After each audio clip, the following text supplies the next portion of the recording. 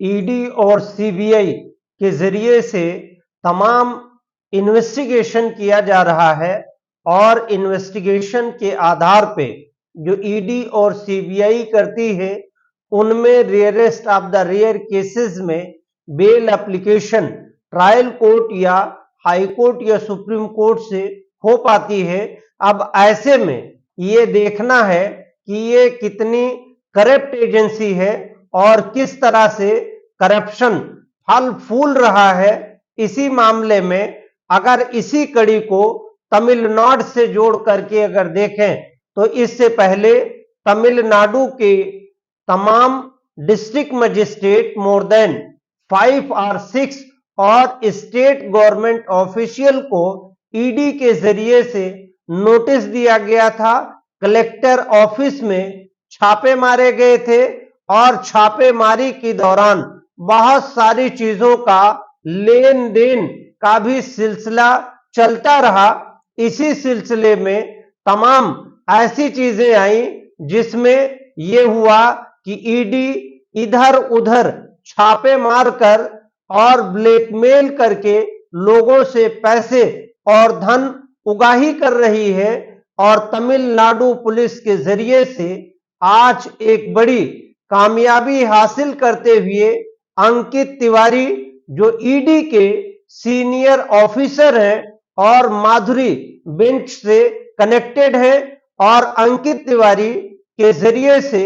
एक इंडिविजुअल के जरिए 20 लाख रुपए रेडेड हैंड यानी लेते हुए पकड़े गए और उस मामले में पुलिस ने एफआईआर दर्ज करते हुए ईडी के सीनियर ऑफिसर अंकित तिवारी को जेल भेज दिया है और 20 लाख रुपए की नगद बरामदगी पुलिस के जरिए से दिखाई गई। ये मामला तब लाइट में आया जब तमिलनाडु के मिनिस्टर को वॉच कर रही सीबीआई के जरिए से पल पल की जांच और खबर हो रही थी। इसी मामले में ये आया कि अंकित तिवारी के जरिए से कई लोगों से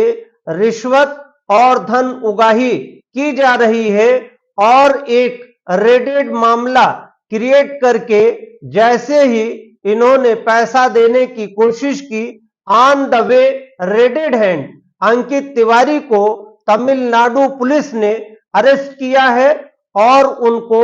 जुडिशियल कस्टडी में भेज दिया है और पुलिस के जरिए से उनको रिमांड पे ली गई है। अब देखना यह होगा कि दिल्ली शराब घोटाले में यही ईडी की भी टीमें जांच कर रही थी और ऐसी टीमों के जरिए से जो लगातार ब्लैकमेल कर रही हैं और लगातार इनके खिलाफ आरोप और प्रत्यारोप का सिलसिला चलता रहा है। अगर कोई 20 लाख इन्हें नहीं देगा तो फॉल्स मुकदमे में ये चालान कर देंगे और अगर 20 लाख सफलतापूर्वक पा गए होते तो एक्यूज को बचा दिए होते। इस तरीके से हिंदुस्तान की सबसे बड़ी जांच एजेंसी जो ईडी और सीबीआई है और ईडी के सीनियर ऑफिसर्स के जरिए से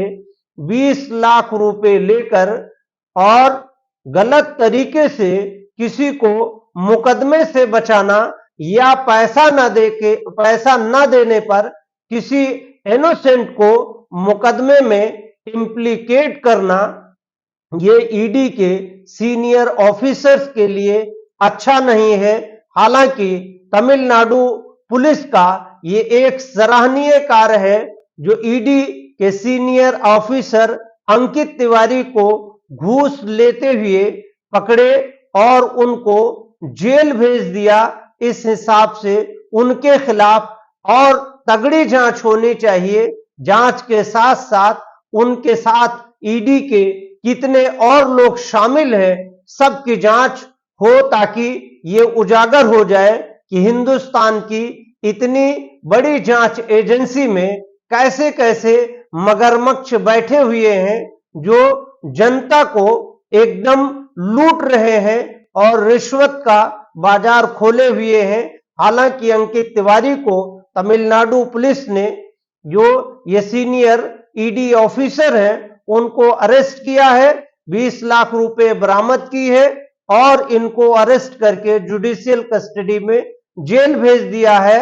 इस तरह से ईडी की विश्वसनीयता, जो तमिलनाडु में जांच चल रही थी, वो अपनी जांच की विश्वसनीयता को खोते जा रहे हैं और ईडी में इस तरह के ऑफिसर्स को बिल्कुल रखना ही नहीं चाहिए। इन्हें नौकरी से बर्खास्त करते हुए और जेल के सलाखों में भेज देना चाहिए।